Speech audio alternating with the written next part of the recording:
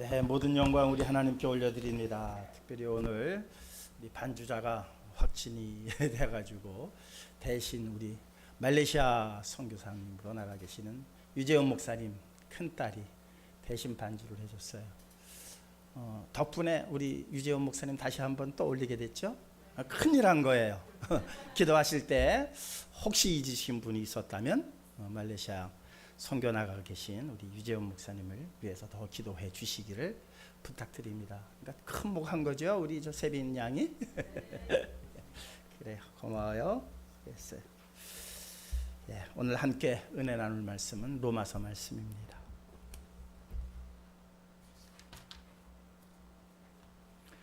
로마서 4장 말씀.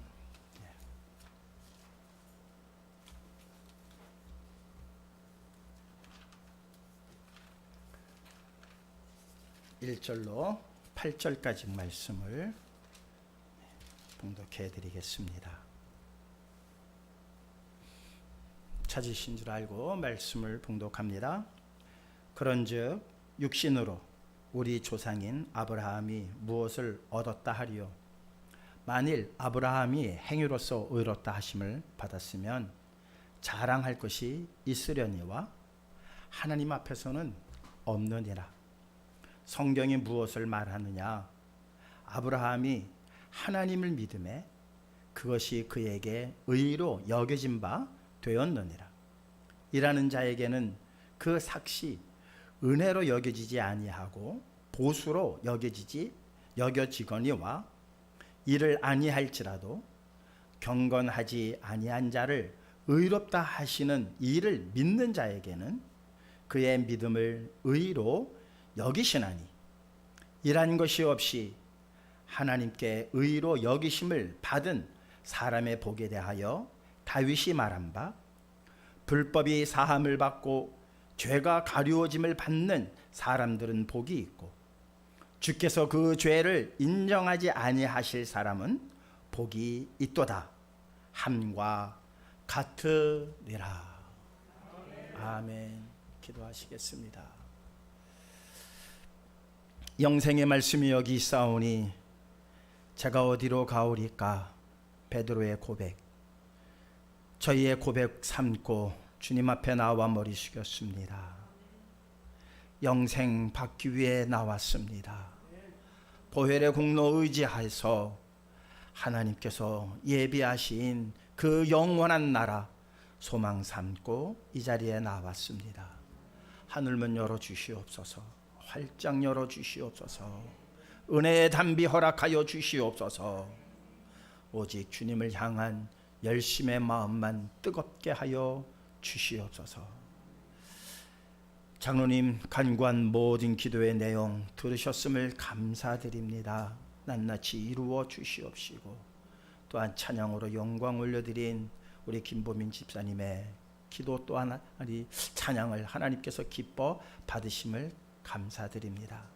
특별히 말레이시아에 선교로 나가 있는 유재원 목사님을 하나님 기억하여 주시옵시고 어떤 어려움에서도 늘 하나님의 도우심의 손길 받게 하시며 어떠한 위험으로부터도 지켜 주시옵소서.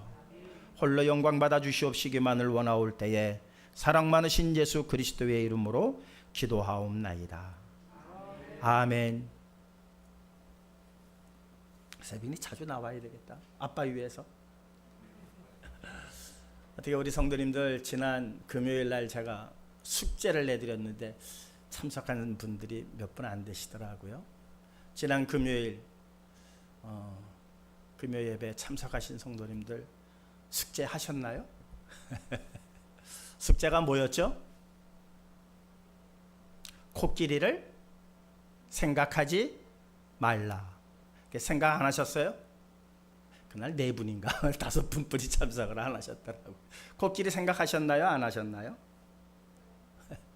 안 했어요? 야. 예, 코끼리를 그러니까 안 하시는 분들은 목사님 명령에 말씀하셨으니까 순종해야지 해서 코끼리를 생각 안 하시는 분이 있는가 하면은 무슨 말인지 모르고 그냥 슬쩍 지나가서 전혀 생각도 안 나서 코끼리를 생각 안 하신 분들이 있죠. 그러나 제대로 참석하신 분들은 이틀 동안 뭐만 생각하게 되죠? 코끼리만 생각하는 거예요. 왜 코끼리를 생각하지 말라 그랬지? 왜 코끼리 생각하지 말아야지. 코끼리 생각하지 말아야지 하니까 뭐만 생각나요? 코끼리만 생각나는 거예요. 오늘 우리 함께 은혜 나눌 말씀은 제목이 뭐예요? 일하지 마세요. 일하지 마세요. 제발 하지 마세요. 상당히 좀 충격적인 이야기입니다. 오늘 충격적인 말씀을 좀 전하려고 합니다. 잘 들으셔야 돼요. 그리고 듣다 말다 하면 오해를 하게 돼요. 큰 오해를 하게 되니까 매 예배 시간마다 마찬가지이지만 집중해서 처음부터 끝까지 잘 들으셔야 왜 일하지 말라고 하셨는가. 이제부터 일하지 말아야지. 이제부터 코끼리 생각하지 말아야지. 그 말씀 끝까지 들으시고 하나님의 뜻을 제대로 우리가 깨달아서 하나님의 말씀에 온전히 순종하며 나아가실 수 있는 우리 성도님들 되시기를 다시 한번 주님의 이름으로 축원드립니다. 문호동 무임금이라고 하는 말이 있죠. 일하지 않으면 임금 보수가 없다는 거예요. 그렇죠. 일하지 않은 사람에게 누가 보수를 주겠어요. 이건 세상의 당연한 이치예요. 문호동 무임금 원칙은 세워져야 된다. 이게 제가 보수 쪽의 사람이어서가 하는 게 아니라 지금 일반적인 말씀을 드리는 거예요. 그런데 불법 농성을 하고 시위를 하고 시위는 우리가 가지고 있는 또한 권리이기 때문에 그거는 상관이 없어요. 근데 불법 농성에 대해서 말하는 거예요. 얼마나 그들은 준비를 많이 합니까? 열심히 불법 농성을 하기 위해서 꽹과리도 준비하고 머리띠도 두르고 횃불도 하고 저 높은 데 고공에 올라가서 시위를 벌여요. 그들이 하는 일이 대단하죠. 그러나 그것은 보상받을 일이 아니죠. 열심히 일했다고 해서 다 보수가 임금이 주어지는 것 아니에요. 내가 임금을 받으려면 임금을 받기에 합당한 일을 열심히 해야지, 그거하고는 전혀 상관없는 일에 열심을 냈다가는 보상을 받기보단 오히려 배상을 해야 돼요. 배상을 해야 하는 일들이 생겨납니다. 이게 이 세상에서 이치를 가만히 봐도 이런 일들이 무수하게 일어남에도 불구하고 이것이 어떠한 정치 세력에 의해서 뒤집어지고 바뀌고 이것이 고무줄 마냥 늘어났다 줄었다 그렇게 적용이 되어져서 사회가 혼란스러운 것이지, 원래 원칙은 문호동 무임금이 원칙입니다. 그리고 그 일에 합당한 일이 아닌 오히려 해를 끼치는 일을 했다면 배상을 해야 하는 것이 이 세상이 바르게 가는 길입니다. 이것은 세상의 원리이고 세상의 이치입니다. 우리가 그러한 마음으로 이 세상은 살아가야 합니다. 그러나 우리는 또 신앙인입니다. 우리는 세상의 이치를 따라가는 자들이 아닙니다. 세상의 원리를 적용해서 살아가는 자들이 아닙니다. 그렇다고 다 무시하자는 얘기는 아닙니다. 세상에서 지켜야 할 법은 지키되 무엇이 우선되어야 하느냐? 하나님의 법칙이 우선되어야 하는 거죠. 하나님의 원리가 우리가 우선시해야 한다는 사실입니다. 오늘 본문 말씀에 나온 말씀이 바로 무엇입니까? 만일 아브라함이 행위로서 의롭다 하심을 받았으면 자랑할 것이 있으려니와. 아브라함 하나님께서 약속을 하셨어요. 큰 복을 주시겠다고. 하늘의 무뼈를 봐라. 바닷가의 모래알을 네가 셀 수 있겠냐? 내 자손이 그렇게 많아질 것이다. 그뿐이겠어요? 너를 저주하는 자는 내가 저주할 것이고 너를 축복하는 자에게 내가 그들을 축복하리라. 이런 복도 받았습니다. 너로 말미암아, 내 후손으로 말미암아 온 나라와 온 민족이 다 무엇을 받으리라? 복을 받으리라. 어마어마한 복이거든요. 이것을 하나님께서 약속하셨어요. 지금 한 2주 3주간 통해서 계속 말씀을 드립니다. 그런데 아브라함이 이 복을 받게 된 것, 그 후손들이 그 복을 누리게 된 것이 아브라함의 의로운 행위로 말미암은 것이 아니다라는 거예요. 아니다. 로마서 말씀은 어디를 말씀을 근거한 것이냐면 이 원문을 한번 보시자고요. 창세기 말씀이죠. 창세기 15장 5절에서 7절 말씀입니다. 창세기 15장 5절에서 7절 말씀 함께 읽겠습니다. 그를 이끌고 밖으로 나아가 이르되 하늘을 우러러 무뼈를 셀 수 있나 보라. 또 그에게 이르시되 내 자손이 이와 같으리라. 아브라함이 여호와를 믿으니 여호와께서 이를 그의 의로 여기시고 또 그에게 이르시되 나는 이 땅을 내게 주어 소유를 삼게 하려고 너를 갈대아인의 우르에서 이끌어낸 여호와니라. 네, 아직 아브라함도 아니에요. 아브라함이에요. 아브라함. 아직 이름이 바뀌지도 않았어요. 아브라함 상태에 하나님께서 그를 이끌고 나갔어요. 무뼈를 보게 하시고 너 저거 셀 수 있니? 내가 내 후손을 저렇게 중다하게 하리라. 그리고 또 하나님께서 약속하신 땅을 내가 내게 주어서 소유가 되게 하리라. 이 약속하신 이 말씀, 그런데 그것을 무엇했다? 믿었다는 거예요. 누가? 아브라함이 믿었어요. 하나님께서 내 후손을 이렇게 많게 하시겠구나. 이 믿었어요. 무슨 배짱으로 무엇을 근거로 해서 믿었는지 모르겠어요. 저건 이 말씀을 믿었어요. 그러고 나서 시간이 지나갑니다.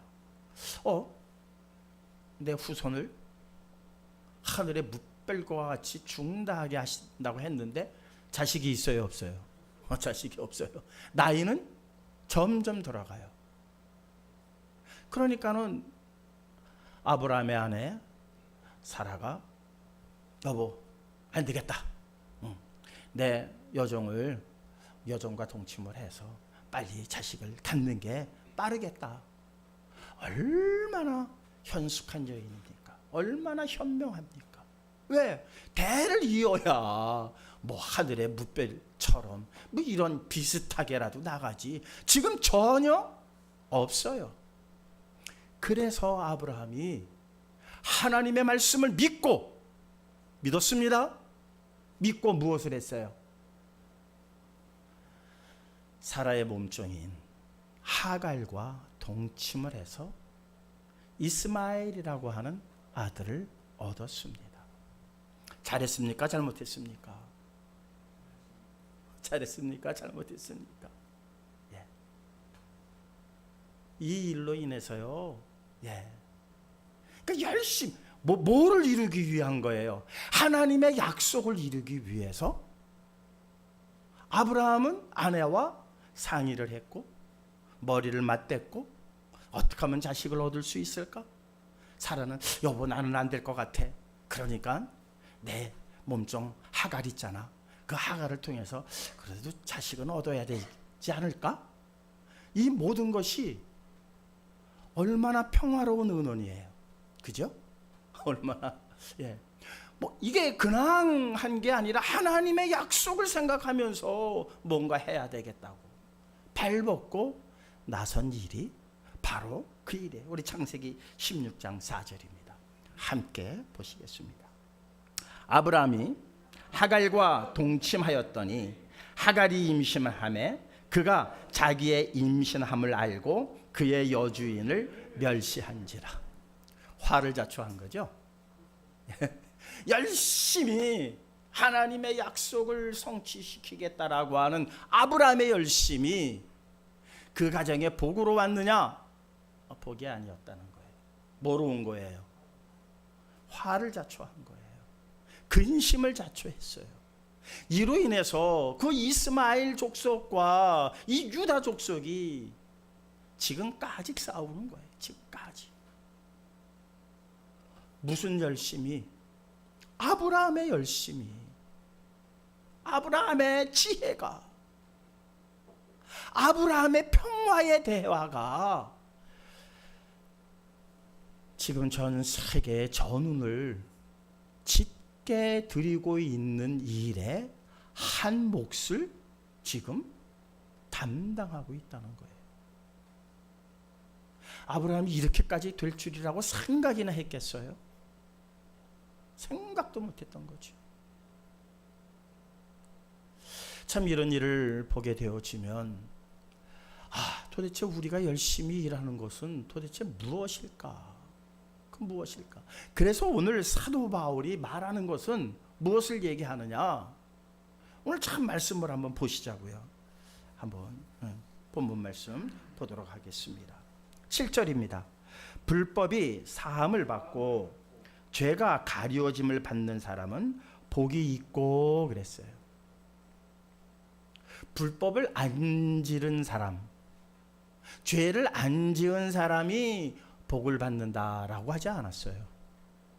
불법이, 그러니까 죄를 지었는데 그 죄를 사함받은 사람이 복이 있다는 거예요. 세상의 원리하고 같습니까? 틀립니까? 틀리죠. 세상은 죄를 안 지은 사람이 복을 받아야죠. 나아가 오히려 좋은 일을 많이 한 사람, 선행을 많이 한 사람이 복을 받아야 되는 게 우리가 생각하는 세상의 이치입니다. 그렇습니까? 안 그렇습니까? 예, 그렇습니다. 그런데 이상하게 하나님의 법칙은 죄를 안 짓고 선행을 많이 한 사람에게 복을 준다 하지 않았다는 거예요. 무엇 한 사람에게? 죄를 사함받은 사람, 불법이 사함받은 사람, 그가 지은 그 불법이 가리워진 사람이 복이 있다라고 성경은 말씀하시는데 우리는 유의해야 돼요. 이게 바로 하나님의 법칙이니까. 우리가 교회에서 흔히들 하는 잘못된 이야기들이 몇 가지가 있습니다. 저도 예외일 수는 없어요. 저도 성도님들이 열심히 내고 뭐 교회에 뭐 이렇게 가져오고 뭐 하면은 그래 하나님께서 복 주실 거야 이런 얘기들을 스스럼 없이 합니다. 스스럼 없이 뭐 저거 하면 그래 하나님께서 복 받아. 또 우리 성도님들도 그런 얘기들을 그냥 스스럼 없이 받아들였고 또 스스럼 없이 우리는 그렇게 말하는 그러한 지금 우리의 상황을 우리는 부인할 수 없어요. 나는 안 그렇습니다라고 얘기할 수 있는 사람 아무도 없어요. 저 자신도 그러니까요. 그게 편해요. 또 그게 교회에 뭐 재정이면 재정, 부흥이면 부흥에 상당히 도움이 되고 있죠. 나아가 이것을 이용하는 경우들 또한 없지 않아 있습니다. 그래서 11조를 내는데 그냥 조금 더해서 내가 100만 원을 냈더니 1000만 원, 이번에는 150만 원을 내가지고 1500만 원을 벌어야지. 이런 마음을 붙이키는 일들이 사실 자행되고 있어요. 오늘 말씀 한번 갈라디아서 1장 8절에서 9절 말씀 함께 읽도록 하시겠습니다. 함께 읽을까요? 그러나 우리나 혹은 하늘로부터 온 천사라도 우리가 너희에게 전한 복음 외에 다른 복음을 전하면 저주를 받을지어다. 우리가 전에 말하였거니와 내가 지금 다시 말하노니 만일 누구든지 너희가 받은 것 외에 다른 복음을 전하면 저주를 받을지어다. 우리가 복음인 줄 알았던 것, 이게 하나님의 뜻이고 하나님의 말씀인 줄 알았던 그 모든 것들 중에 다른 복음이 있다는 거예요. 짝퉁 복음이 있다는 거예요. 그러나 우리들이 전혀 인식하지 못하고, 왜? 사회에서 우리가 생활하는 것과 그것이 이치와 원리가 맞기 때문이라는 거예요. 세상을 살아가는데 그 원리와 지금 교회에서 하는 말하고 원리가 맞아 들어가게 되어지면 우리는 아무런 저항이 없이 그것을 수긍하고 받아들인다는 거예요.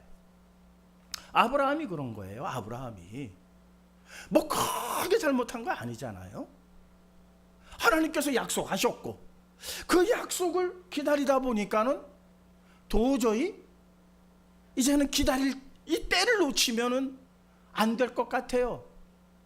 그렇잖아요. 자식을 낳는 게 마냥 낳을 수 있는 게 아니잖아요. 노화되어지면 자식을 낳을 수 없는 그런 육체가 되어진단 말이죠. 그러니까 아브라함 자기 자신을 생각해도 그렇고 부인 사라를 생각해도 그렇고 그래서 몸종 하갈과 동침을 하게 된 거예요. 그 자체가 그 고대 시대에 또 부인이 권한 일이니까 도덕적으로도 전혀 잘못된 일이 아니거든요. 평화의 은원 가운데 이루어진 일이에요. 그러나 그것이 그 일로 인해서 아브라함 가문의 큰 골칫덩어리로 그렇게 다가오고 있을 줄이야 누가 알았겠어요. 하나님의 복이 아니었죠. 그런데 성경은 뭐라고 말합니까? 아브라함이 의롭다 칭함을 얻은 것은 행위로 말미암음이 아니다. 무엇을 했기 때문이 아니다. 그런데 오늘 우리가 교회에서 전하는 게 무슨 일을 하면 하나님께서 복 주실 겁니다. 하나님께서 복 주실 겁니다. 이런 말들을 당연하게 받아들이잖아요. 그런데 이 말씀에 비추어 보면 다른 복음이 될 수 있겠다라고 하는 의심을 갖게 됩니까? 안 갖게 됩니까? 갖게 되는 거예요. 복을 받는 것은 행위가 아니라 말씀을 믿음으로 말미암음인데 지금 우리가 복을 받겠다고 하는 것은 어떠한 행위에 의해서 복을 받으려고 하는 그러한 욕구가 자꾸 안에서 일어나는 거예요. 에휴, 그래도 내가 하나님 앞에 복을 받으려면 이 정도는 해야지. 이 정도는 해야 내가 그래도 조금 복을 받아도 부끄럽지는 않지. 아무 일도 안 했는데 하나님께서 나한테 복 주시면 이거 너무 부끄러운 거 아니야? 이런 생각이 드는 게 당연하겠죠? 그렇지 않아요? 이게 세상의 원리가 그래서 그래요. 우리가 크게 잘못해서가 아니에요. 그런데 성경은 분명히 말을 하는 거예요. 우리가 전한 복음 외에 다른 것을 전하게 되어지면 저주를 받는다는 거예요. 그 뒤에 다른 복음이라고 되어 있으니까는 복음이라고 하는 의미는 같은 거예요. 복음이라고 하는. 근데 그 앞에 다른 복음이에요. 다른 복음. 그러니까 복음으로 위장되었다는 거예요. 너 이런 일, 나쁜 일, 뭔가 시키면서 못된 일 시키면서 그래도 이런 거 하면은 복을 받아 한다면 그거 믿을 사람이 있겠어요?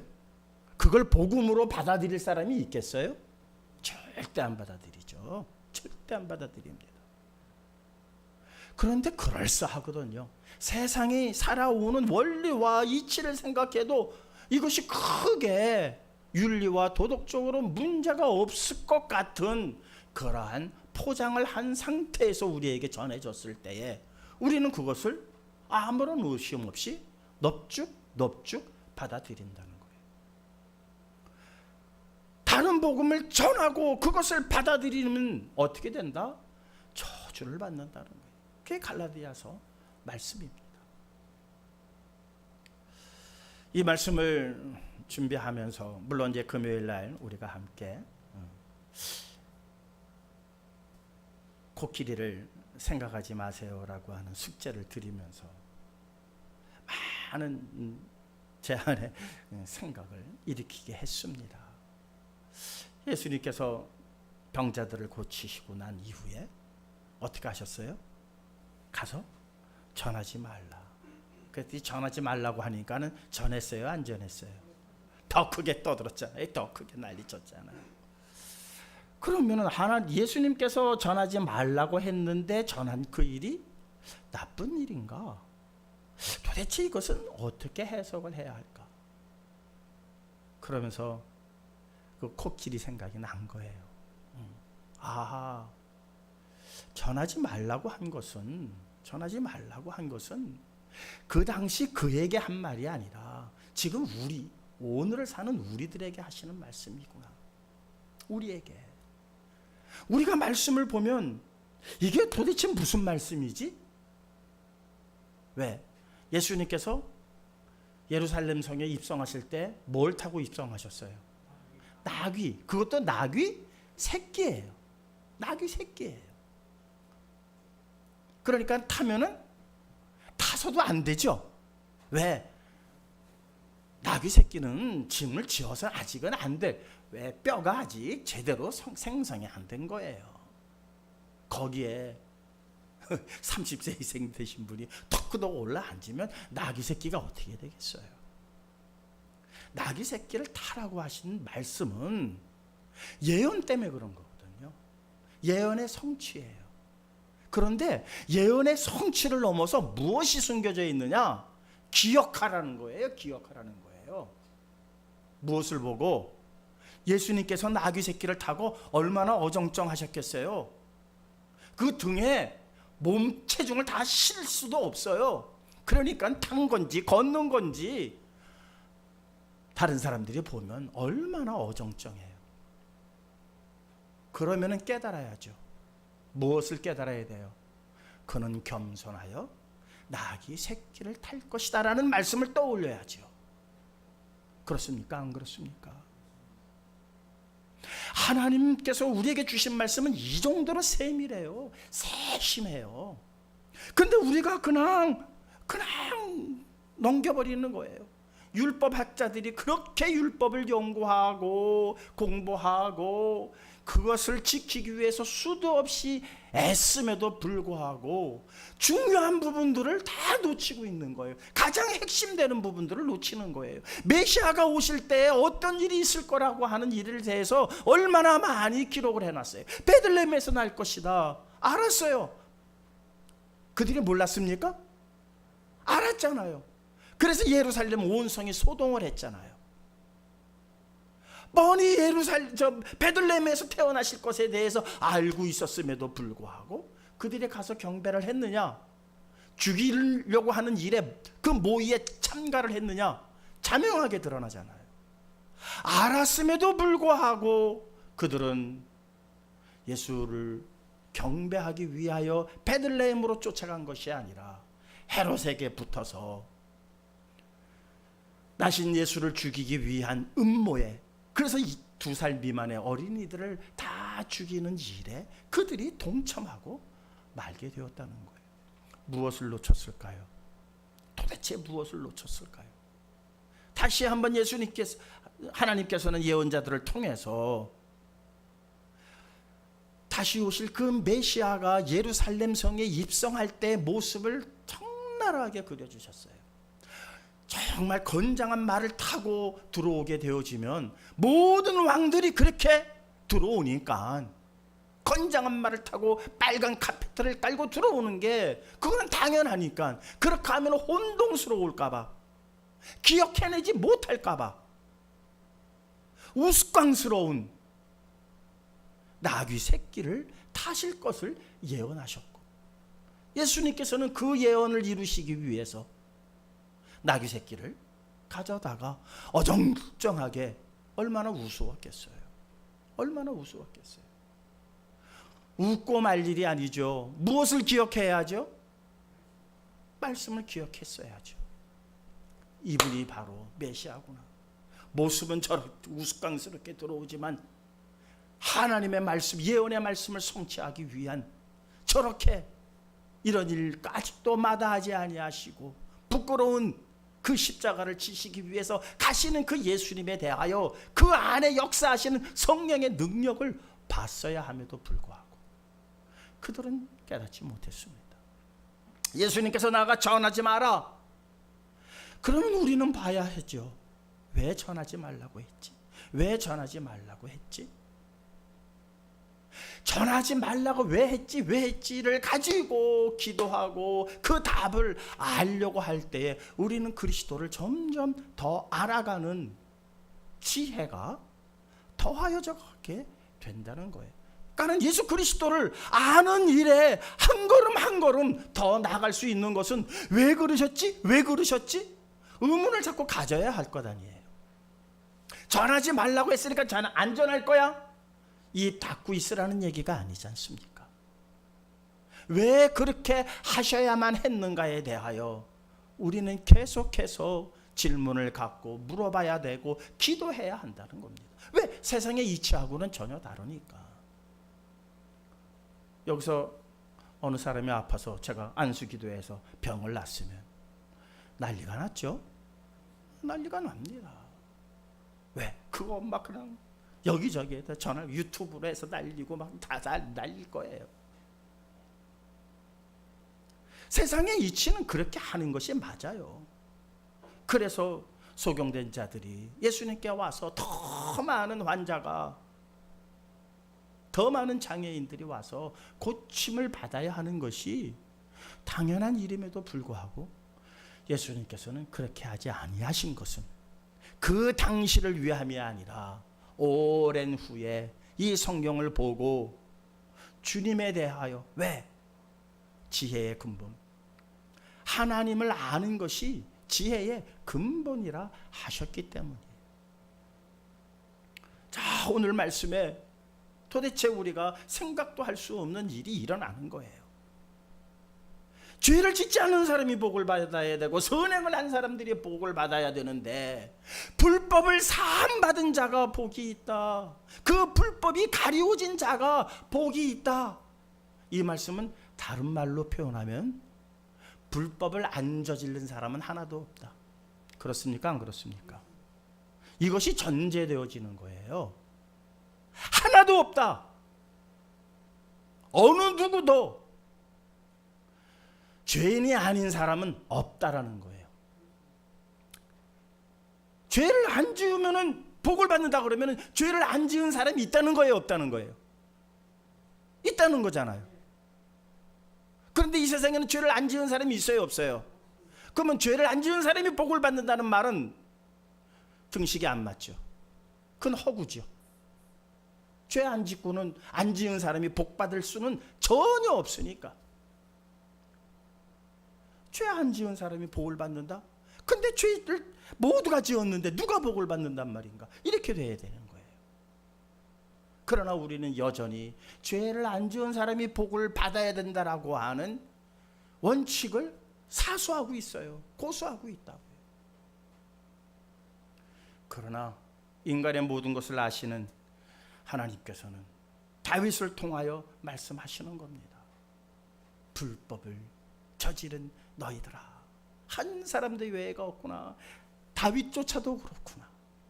다윗도 나 자신조차도 그렇다는 것을 인정하는 거예요. 그래서 늘 말씀드리죠. 다윗이 뭐라고 고백을 합니까? 나는 죄악 덩어리입니다라고 고백을 하는 거예요.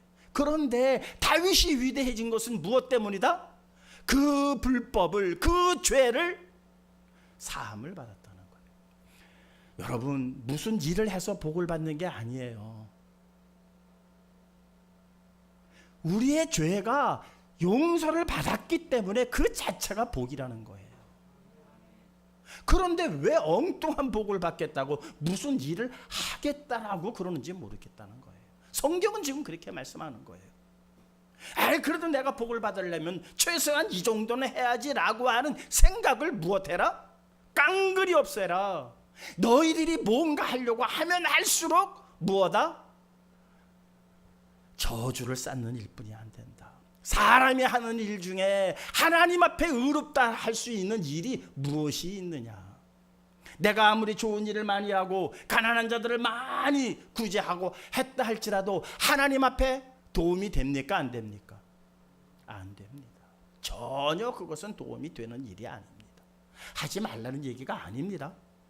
네, 그것은 결론적으로 말씀을 드리겠습니다. 결론적으로 우리가 하는 모든 것들을 열심히, 아브라함이 열심히 냈던 그 열심조차도 골칫덩어리를 만들어낸 일에 불과했다는 거예요. 이게 우리의 현실이라는 겁니다. 우리의 현실. 교회를 위해서 무엇을 하겠습니다 하도 다 그 안에는 자기의 욕심이 있고 자기를 드러내고 싶은 마음이 있고, 이러다 보니까 그것이 다 훗날 상급되어지는 일이 아니라 오히려 그 상급을 깎아먹는 일들이 되어진다면, 일하지 마세요라는 제목이 맞죠? 네. 그래서 일하지 말까요? 일하지 말까요? 그게 아니죠. 네. 일하는데 우리 베드로전서 4장 14절의 말씀 한번 읽어볼까요? 참 충격적인 내용의 베드로전서 4장 14절에 기록이 되어져 있습니다. 함께 읽겠습니다. 너희가 그리스도의 이름으로 치욕을 당하면 복 있는 자로다. 영광의 영 곧 하나님의 영이 너희 위에 계심이라. 얼마나 충격적인 거예요. 그리스도의 이름으로, 그리스도의 이름 때문에, 원문을 정확하게 해석하면 그리스도의 이름 때문에 너희가 치욕을 당하면, 우리가 그리스도의 이름 때문에 많은 사람들에게 영광을 받아야 되고, 많은 사람들에게 칭찬을 들어야 되고, 많은 사람들에게 뭔가 존경을 받을 만한 일들을 행해야 된다고 우리가 생각하지 않습니까? 그렇죠? 크리스찬으로서 세상으로부터 치욕을 받으면 되겠습니까? 안 되겠습니까? 그리스도의 이름 때문에 세상으로부터 손가락질을 받으면 되겠습니까? 안 되겠습니까? 안 되죠. 그런데 세상으로부터 지금 손가락질을 받고 있어요. 그리스도 이름 때문에 받는 것이 아니라 우리의 불법 때문에, 우리의 잘못 때문에 세상으로부터 손가락질을 받는 거예요. 그리스도의 이름 때문에 우리가 손가락질을 받고 있다면 그것이 오히려 복이다 그러고 말씀을 하세요. 그건 복이다. 그런데 우리가 일반적으로 생각해 보면 그리스도의 이름 때문에 우리가 치욕을 당하거나 손가락질을 받으면 안 된다라고 하는 생각들을 가지고 신앙생활을 하고 있다는 거예요. 얼마나 배치되는 말씀입니까? 말씀과 우리의 삶이 얼마나 지금 배치되고 있습니까? 무엇 때문에 우리가 지금 이렇게 잘못 생각하고 잘못 행동하는데도 우리는 그것을 여전히 깨닫지 못하고 있었느냐? 글쎄요, 또 앞으로도 너가 와서 열심히 일하면 저는 또 아이고 하나님께서 복 주실 거예요, 이렇게 이야기하면서 위로할 게 될 것이라고 저는 그렇게 생각을 해요. 그러나 오늘 이 시간만큼은 우리 분명히 합시다. 분명하게 마음에 깊이 새기시기 바랍니다. 우리의 열심으로 인해서 우리가 복을 받는다면 그거는 행위로 인한 복입니다. 그런데 그 행위로 복 받을 사람은 아무도 없습니다. 성경은 분명하게 말하고 있습니다. 여러분들이 지금까지 교회를 위해서 수고하고 애쓴 그 모든 일들이 여러분들 복 받으라고 한 일이었다면 큰 오산이었다는 거예요. 우리가 열심히 일을 해야 합니다. 일을 해야 하는데 복 받기 위해서 일하면 안 된다는 거예요. 복 받기 위해서 일하면 무엇 때문에 일해야 돼요? 그리스도의 보혈로 우리가 죄 사함을 받았습니다. 여기에 대해서 정말 깊은 감사를 느껴야 돼요. 야, 이 일이 얼마나 큰 일인가. 근데 사람들은 죄 사함을 받은 것에 대한 기쁨과 감사가 없어요.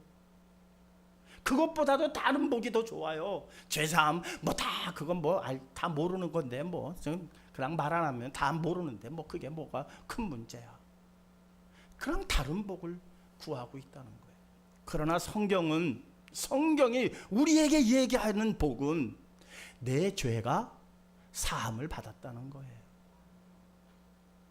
여러분 그냥 가만히 생각해 보세요. 지금 내가 죄가 얼마나 있는지 지금 가늠이 안 돼서 그래요. 가늠이 안 돼서 엄청난 죄가 있는데 이것을 싹 용서하신 거예요. 언제? 예수님께서 이 땅에 오셔서 당신의 피를, 보혈을 십자가에 흘리심으로 인해서 그것을 믿는 자들 다 그 보혈이 그 가슴에, 그 영혼에, 심령에 차고 넘침으로 인해서 죄사함을 다 받은 사람들이에요. 그 기쁨과 그 감격이 없어서 그런 거예요.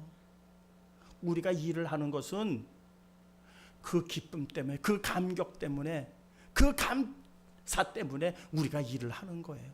무슨 복을 받기 위해서 일을 하는 게 아니라 이미 받은 복이 너무 커서 갚을 길이 없어서 해도 백골이 진토가 되어도 그 은혜 갚을 길이 없어요.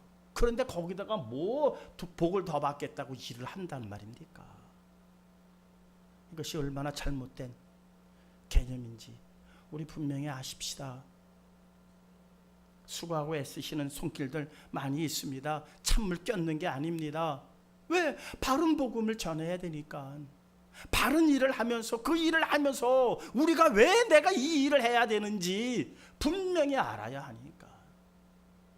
사업이 잘 되고 뭐 자식이 대학에 입학 잘 좋은 대학에 들어가고 좋은 직장에 들어가게 하기 위해서 교회 일을 열심히 한다면 이거는 너무너무 잘못된 거예요.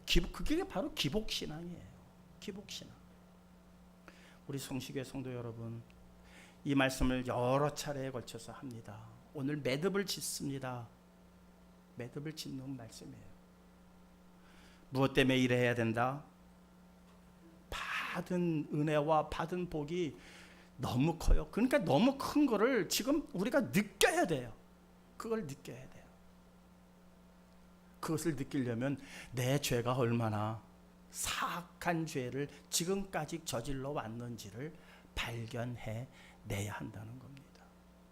내 죄를 발견해내면 발견해낼수록 눈물이 쏟아지고 하나님 성전이 그리워지고 성전에 나와서 한없는, 아까 우리 찬양을 불렀습니다. 내 기도하는 그 시간, 저 시간 가는지 몰랐어요. 인도자가 나를 와서 툭툭 쳐요. 목사님, 얘 왜 치지? 왜 그래? 누가 왔나? 뒤돌아봤어요. 못 느꼈어요. 내 기도하는 그 시간, 가장 기쁘고 가장 즐겁고 가장 귀한 그 찬양을 부르는데 너무너무 좋아가지고 시간 가는 줄 몰랐어요. 사랑하는 성도 여러분, 우리 모두 이룰 수 있는 우리 성도님들 되시기를 주님의 이름으로 진심으로 축원드립니다. 늘 교회를 사모하시고 여러 가지 형편과 처지 때문에 교회에 못 나오신다 할지라도 예배 때마다 나 참여해야 되겠다. 내 죄가 얼마나 큰데, 내 죄가 얼마나 큰데 그 죄를 용서하신 그분 앞에 예배 드리는 것, 이거 내가 소홀히 할 수 있겠는가? 복 받기 위해서 예배 드리는 게 아니라 감사함으로 예배 드릴 때에 산제사가 될 겁니다. 산 예배가 될 겁니다. 하나님 기뻐 받으시는 예배가 될 것입니다. 신령과 진정의 예배가 될 것입니다. 이런 예배 우리 모두 다 함께 드릴 수 있는 저와 여러분들 되시기를 주님의 이름으로 축원드립니다. 주신 바의 말씀 가슴에 새기시면서 그렇게 하겠다라고 하는 결심의 기도 잠시 동안만 하도록 하시겠습니다. 감사하시고 고마우신 아버지 하나님, 오늘 말씀을 전했습니다. 일하지 말라는 말씀을 전했습니다. 오해하지 않게 하여 주시옵소서. 일하지 않으면 안 됩니다. 정말 아버지 하나님 앞에 죽도록 충성해야 하는데 앞으로 무슨 복을 받겠다는 것이 아니라 이미 받은 복이 너무 커서 우리의 죄를 사해 주신 그 은혜가 너무나도 커서 이제 주님 앞에 죽도록 충성하겠다고 다짐하는 우리 성도들 되게 하여 주시옵소서. 믿음이 자라나게 하여 주시옵소서. 믿음이 더욱더 장성한 자 되게 하여 주시옵소서. 단단한 식물을 깨물어 먹을 수 있는 심령들 되게 하여 주시옵소서. 아버지여, 저희들의 부족함과 연약함이 이루 말할 수 없사오나 주님 다시 한번 힘주시고 다시 한번 은혜 베풀어 주시는 가운데에 놀라운 역사 이루어 나아갈 수 있는 우리 성도들, 우리 모두가 되게 하여 주시옵소서. 사랑 많으신 예수 그리스도의 이름으로 기도하옵나이다. 아멘.